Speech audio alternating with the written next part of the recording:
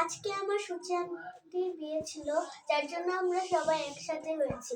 আর কালকে আমরা আনারস মাখা খেয়েছি, আজকে আমরা শসা ভর্তা খেয়েছি, আর দুটোই ও বানিয়েছে।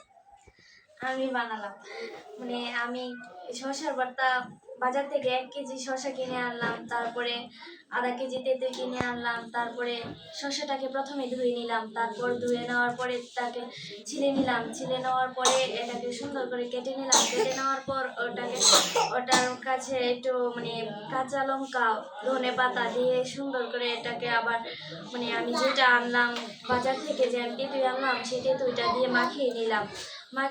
একটু লবণ দিয়ে মাখিয়ে নেওয়ার পরে ওটার সাথে সবকিছু মাখিয়ে নেওয়ার পর একটা সুন্দর একটা রেসিপি তৈরি হলো। আজকে ক্ষীরের ভর্তা খেয়েছি, খুব মজা হয়েছে।